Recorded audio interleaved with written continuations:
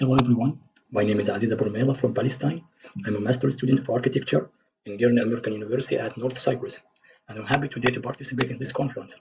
Today my subject is urban configuration and residential building efficiency, a case study in Palestine, Hebron city.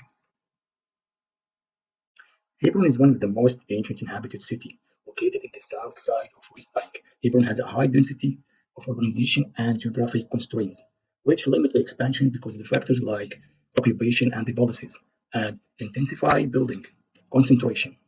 Since the mid-20th century, Hebron has experienced rapid urbanization due to population growth. It's like 2.3 annual rate, internal migration into the city, land, land scarcity caused by occupation and settlement activities. The built environment shifted from compact, culturally embedded patterns to more irregular and denser ones. The implication for efficiency. Number one is the spatial form and street networks. Plot shapes, building height, and spacing directly affect energy demand for heating and cooling. Buildings in high-density areas experiencing limited natural ventilation, reduced daylight access, and higher cooling loads, especially in the summer. Hebron lacks effective urban planning due to political constraints and outdated planning policies, making it harder to align spatial growth with sustainable energy goals. The aim of the study is to analyze the impact of urban configuration on the energy demand of residential building in the city of Hebron. So I'm trying to understand the relationship between the urban configuration and the residential energy demand and its efficiency. So number one is to identifying key urban form variables like building compactness and height and open space ratio beside density. Classifying different urban patterns in Hebron using geographic information system tools. Besides the simulating energy consumption, heating and cooling, especially in various residential configurations through design builder software or any software that we can make simulation of it. So to understand the relationship between the two elements, we have to raise two questions, which are the number one is how does urban form affect the energy performance of residential building in Hebron? We can give a shortcut answer, which is the spatial structure is a major determinant of how building consume energy. Parameters like building compactness, open space ratio, orientation, and density influence its thermal performance, especially heating and cooling loads.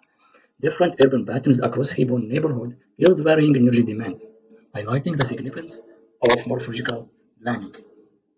Number two is what is the role of cultural and planning factors play in shaping Hebron's current urban configuration.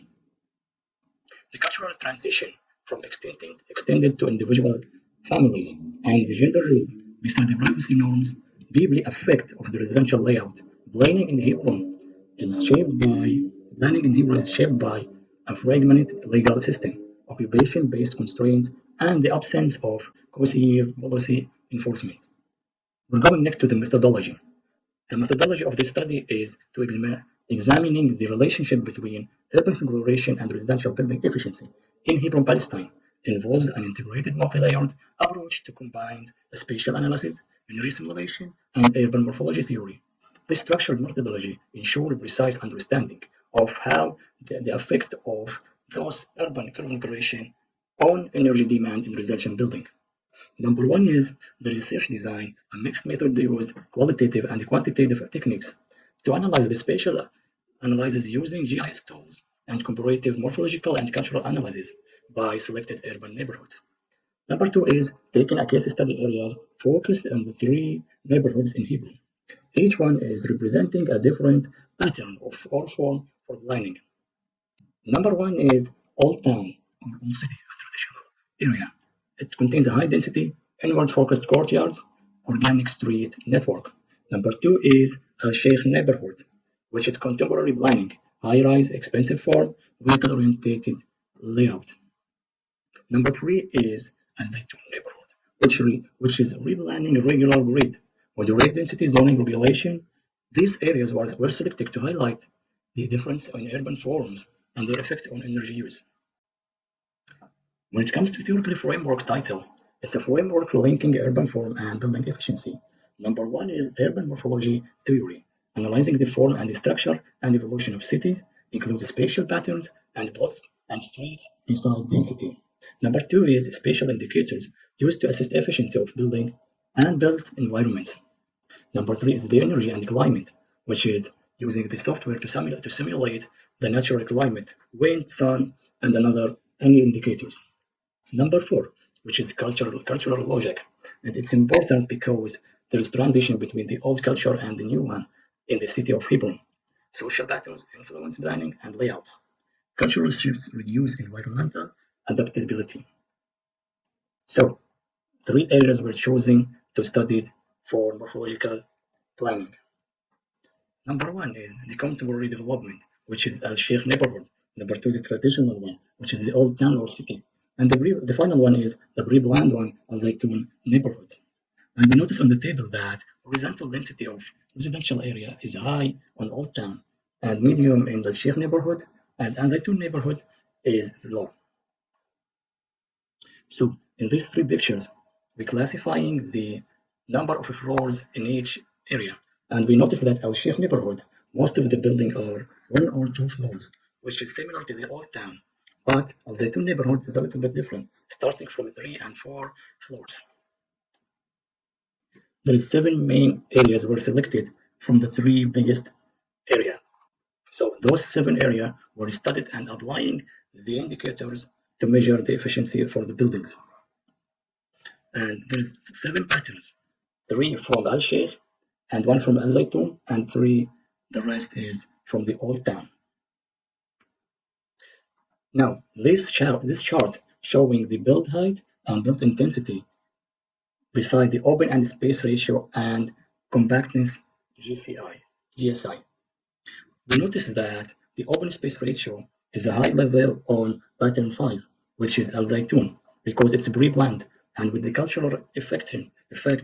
Now the people attending to building multiple floors vertically instead of horizontal expansion. Another chart showing that the relationship between heating load and cooling load and energy demand.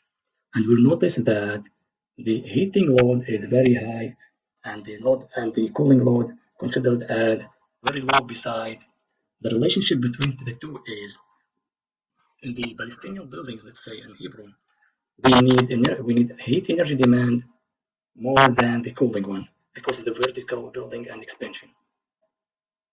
So in this chart, the annual average cooling load with 4 urban variables, we see the highest